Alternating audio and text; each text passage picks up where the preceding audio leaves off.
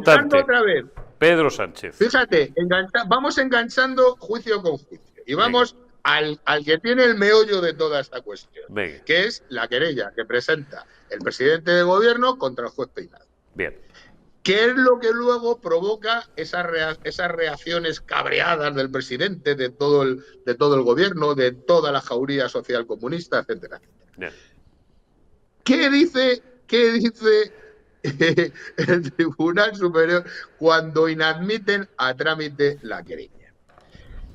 Primero la inadmiten, dicen que no hay ningún signo de prevaricación del juez, pero hay uno de los tres magistrados que presenta lo que se llama un voto particular, una especie dice, yo además de compartir mi idea con los otros dos magistrados, pero quiero contar lo que yo he pasado. Jesús Santos se llama.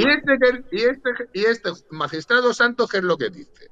Que además de que no tiene que ser admitida a trámite la querella porque es una barbaridad, como han dicho los otros dos compañeros suyos, que él quiere investigar y que él, si estuviera en sus manos, él decidiría citar a Pedro Sánchez para que venga y nos explique. Claro. Porque él entiende, primero, que el utilizar a la abogacía del Estado cuando presentas una querella, no como presidente del gobierno, no, sino como Pedro Sánchez Castejón, como un ciudadano normal, que Pedro Sánchez al fin y al cabo es un ciudadano normal como tú y como yo, a ver si ya nos vamos a dejar tonterías, con independencia que luego sea presidente del gobierno y tenga una serie de prerrogativas, fueros y privilegios. Bueno, pues este magistrado dice, primero, que ha hecho un abuso de ley porque está utilizando un servicio público que es la abogacía del Estado para defender sus intereses particulares. Bien. Y segundo, dice que además la querella presentada se ha realizado en un claro fraude de ley que puede ser una estafa procesal con el único ánimo más o menos de intentar lo que todos sabemos, joder al juez Peinado para que no siga investigando a su mujer. Sí, con ánimo político. Y este magistrado lo que entiende al fin y al cabo, la conclusión de esto es que el presidente de gobierno puede haber cometido un delito, uno o dos. ¿Y? ¿Qué tendría que haber hecho la sala al inadmitir esa querella si entendieran los tres magistrados o dos magistrados apoyaran este, vamos a llamar, voto particular del juez Santos? Pues tendría que haber hecho denunciar, es decir, eso técnicamente se llama deducir testimonio. Si un juez, al conocer un juicio que está investigando, enjuiciando, ve que alguien ha cometido un delito dentro de ese juicio, lo que tiene que hacer es mandar una especie de denuncia al juzgado de guardia donde dice, juez de guardia de Madrid, si el hecho se ha cometido en Madrid. En el transcurso de las investigaciones que yo llevo por tal asunto, resulta que el abogado de una de las partes pues me ha colado un documento falso, o que una de las partes ha mentido y ha hecho un delito de falso testimonio, por ejemplo. Entonces, el juez no puede él, de motu propio, investigar esos delitos, sino que los tiene que mandar al juzgado de guardia para que el juez de guardia diga que pasen a otro juez y lo investigue. De momento digo, el presidente del gobierno se ha salvado, porque, insisto, con esos razonamientos que hace el juez Santos, lo que está imputando es indirectamente y le está acusando de la posible comisión de delitos. Sí. El usar ilegalmente a la abogacía del Estado, el todos, presentar una querella en fraude de ley. Es decir, claro, y todo eso, no nos olvidemos, tampoco lleguemos a la conclusión de que es que los abogados del PSOE son tontos y los abogados del PP son tontos. No son tontos. Lo que pasa es que muchas de las veces, mira, por ejemplo, la querella de Pedro Sánchez contra el juez Peinado la hizo un abogado del Estado, a que yo la conozco, se llama Zaida, que claro, que dentro del escalafón de los abogados del Estado no está en primera línea. Claro, porque cuando llegó a la abogacía del Estado debieron decir los que mandan, y yo esta querella no la presento, porque voy a quedar como un tonto. Claro. Porque entonces, no hay precedentes de que se haya inadmitido ni una sola querella. Este dato me lo daba el otro día. Me lo daba gente, me lo daba un abogado del Estado muy importante y muy conocido, y me lo daban más amigos juristas como Cepeda.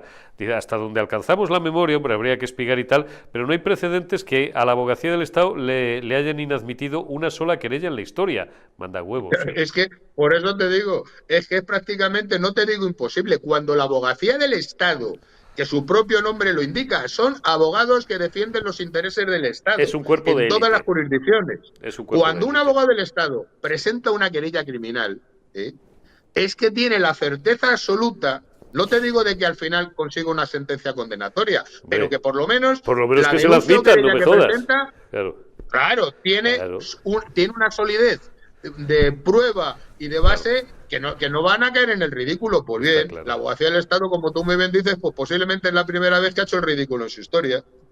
Y además el ridículo y bien, y grande. Ya lo explicamos una vez y lo explicaremos las veces que sea suficiente. Si es que, vamos a ver, esa querella que presenta Pedro Sánchez es como si yo, para masticarlo y la gente no se entienda, es como si a ti, imagínate, a ti te cita un juzgado y en vez de citarte por burofax, te cita mediante un cartero. Bueno, pues Pedro Sánchez hace lo mismo. Pedro Sánchez dice, no, este juez es prevaricador, ha cometido un delito porque en vez de citarme a declarar por escrito, me cita a declarar de forma oral. Pero no ves que es una idiotez. Aunque el juez se hubiera confundido, que ya explicamos en un antiguo programa que no se ha confundido, que era la manera legal de citar a Pedro Sánchez para declarar como testigo, aunque se hubiera confundido, aunque fuera el juez más tonto que haya en España, y no entienda bien lo que dice la ley de enjuiciamiento criminal a la hora de citar a un presidente del gobierno para declarar en un juez.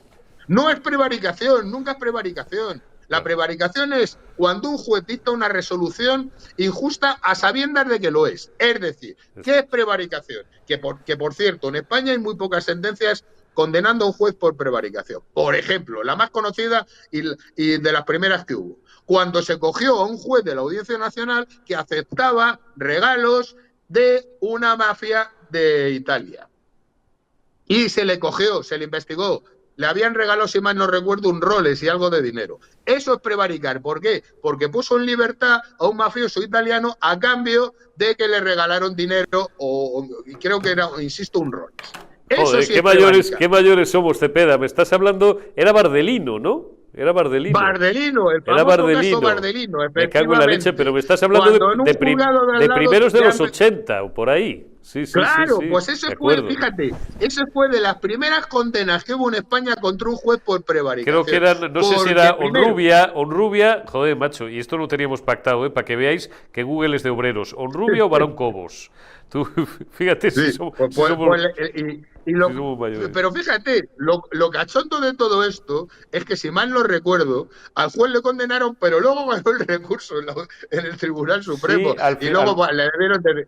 Sí, me pierdo porque le suspendieron, pero luego le tuvieron que admitir que levanté. Sí, hubo varias idas y venidas, ya no recuerdo porque es un caso de hace 40 años, pero sí. Y lo que quedó claro es para explicar a la gente que cuando un juez prevarica, un juez porque dicte una sentencia equivocada, eso no es prevaricar. Porque dicte una resolución equivocada, por muy de primero de derecho que sea, eso no es prevaricar. Está claro. Y entonces, claro, ¿qué le están diciendo al presidente del gobierno? Oiga, la querella usted que ha presentado contra este juez es una barbaridad. Pero no es que sea una barbaridad, es que puede ser que haya sido realizada en fraude de ley. Y eso es tanto como anunciar que ha podido cometer un delito. ¿Qué es lo que ocurre? Que los magistrados no se han atrevido o no han visto que tenga suficiente consistencia esos criterios de uno de los tres jueces para decir al juez de guardia, oiga, a ver, investiga al presidente de gobierno porque esta querella que ha presentado aquí es de tal ilegalidad que raya la posible comisión de un delito. Se ha librado de momento, pero estamos jugando ya al límite del reglamento. Cepeda, lo tenemos que dejar aquí, camarada, pero dentro de unos días vamos a volver, porque tengo ya en cola a Carlos García y después a Jon de Zulueta, pero dentro de unos días volveremos porque esto es un no parar, Aquí cada día no un afán, tiene 5 o 6 distintos, por lo menos. Así que Eurico, recuerda que ya lo avisamos hace tiempo. Sí. En España los gobiernos caen por sentencias judiciales, no caen en la lucha política incluso brava que puedan tener sus dirigentes o sus partidos. Aquí en España caes cuando te engancha un juez. Y por eso todo el mundo quiere tener bajo su manto a los jueces españoles. No hay más, está clarísimo. Me temo que así va a ser. Juan Manuel Cepeda, muchísimas gracias. Cuídate mucho y hasta dentro de unos días.